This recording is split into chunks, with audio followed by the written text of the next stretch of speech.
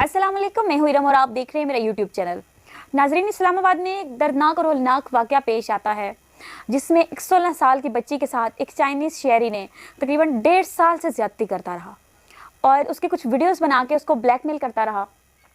और बात यहाँ तक पहुँची कि वो बच्ची आज जब उसके घर वालों को मालूम हुआ तो 7 माह की हामला हो गई।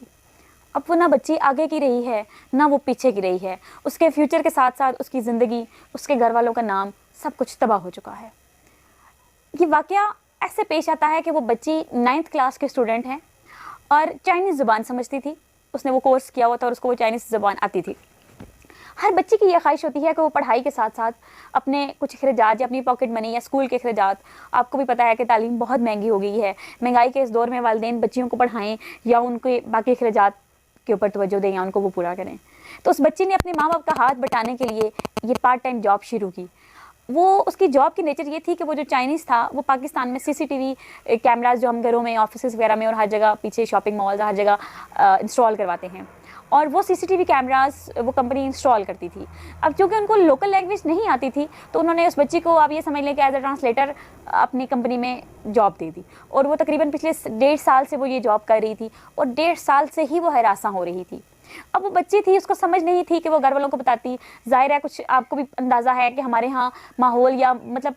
घर के हालात ऐसे होते हैं या हमारी पेरेंट्स के साथ या अपने बहन भाइयों के साथ, बड़े बहन भाइयों के साथ बॉन्डिंग ऐसी होती है कि अगर हमसे कोई मिस्टेक हो जाए या कोई भी ऐसा वाक़या हो तो हम उनको बताने से कतराते हैं, हम उनके साथ शेयर नहीं कर पाते क्योंकि वो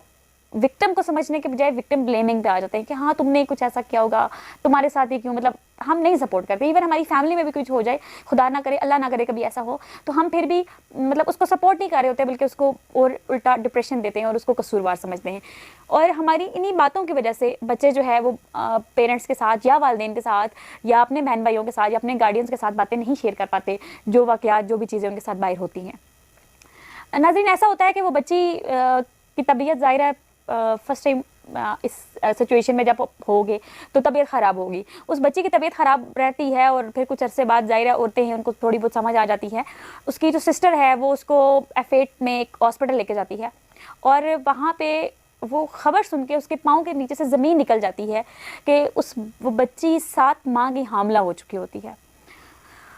मतलब आप उसके घर वालों की सिचुएशन को समझें, ज़रा सोचें कि क्या उन पे क़यामत गुजरी होगी कि वो बच्ची जिस पे उनको एक मान होगा, उनका एक एतमाद था, जिसकी उन्होंने इस तरह तरबियत की कि वो 9वीं जमात की तालिबा होने के साथ साथ वो अपने खर्चात खुद उठाने के लिए तैयार थी और उठा रही थी और घर वालों को भी सपोर्ट कर रही थी। उस बच्ची के साथ ऐसा वाक़या पेश आ जाए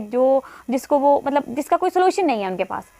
ठीक है। और ऊपर से ऐसे मुआशरे में जहाँ पे हम रहते हैं कि जहाँ पे हमेशा कसूरवार लड़की ही होती है या कसूरवार लड़की के माँ बाप ही होते हैं, चाहे वो शादीशुदा लड़की है या गैर शादीशुदा लड़की है। कसूरवार हमेशा या तो लड़की होती है या उसके वालिदैन होते हैं और कोई तीसरा बंदा उसके लिए उसका ज़िम्मेदार नहीं होता। खैर, कुछ उसकी बहन की हिम्मत कह लें या उसकी आला ज़रफ़ी कह लें कि उसने अपनी बहन को प्रेशराइज़ किया और थाना कुराल में उन्होंने इस केस के लिए FIR कटवाई है। वो जो चाइनीज़ है वो उसकी एज तकरीबन 43 से अबव है और वो अभी तफ्तीश के लिए जो है वो उसका चल रहा है, तफ्तीश के लिए फर्दर वो उनके पास है और उसके जो सैंपल हैं, DNA सैंपल, वो भी लिए गए हैं। लड़की का भी मेडिकल हो गया है, उसके भी सैंपल्स लिए गए हैं। यहाँ पे मैं उसका नाम या उसकी पिक्चर लगाना मुनासिब नहीं समझती क्योंकि वो बच्ची भी बहुत मासूम बच्ची है, उसकी पूरी ज़िंदगी, उसका करियर, उसका फ्यूचर अभी उसके सामने है। लेकिन बताना आप लोग को फ़र्ज़ इसलिए होता है कि ऐसे वाक़यात हर ऑफिस में, हर वर्क प्लेस पे औरतों को हरासा किया जाता है और ये कोई मतलब आप जिसे कहते हैं ना कि गैर मामूली बात नहीं होती, ये एक नॉर्मल आजकल के दौर में हो रहा है। हम लड़कियां या जो लड़कियां बाहर जॉब्स कर रही हैं वो कुछ मजबूरन नहीं बता पाती घर वालों को या वो कोई भी एक्शन नहीं ले पाती और चुपचाप ये जुल्म, ये ज़्यादतियाँ बर्दाश्त करती रहती हैं। लेकिन मैं रिक्वेस्ट करना चाहूँगी कि उन वालिदैन से भी कि खुदारा अपनी औलाद के साथ, अपनी बच्चियों के साथ इस कदर दोस्ती रखें और इस कदर एतमाद का रिश्ता रखें कि उनके साथ अगर कोई भी हादसा खुदा ना करे कभी आए तो वो आपके साथ शेयर ज़रूर कर सकें। या कभी आपको लगे कि आपके बच्चे बेजा परेशान हैं, उनकी सेहत ठीक नहीं है, वो डर रहे हैं या उनकी एक्टिविटीज़ में कुछ एक वाज़ेह आपको तब्दीली महसूस हो, तो आप लाजमन उनसे डिस्कस करें, आप उनसे उनके मसाइल पूछें या उनका एक सेशन कम से कम घर में हर हाल में रखा करें कि जिसमें आप उनसे उनके बारे में पूछ सकें, उनके प्रॉब्लम्स या उनकी ज़िंदगी में क्या चल रहा है, इन सब के बारे में पूछ सकें। दुआ में याद रखिएगा, आप दुआ कीजिएगा कि उस बच्चे के घर वालों को अल्लाह सब्र दे। अपना ख्याल रखिएगा, इजाज़त दीजिए, अल्लाह।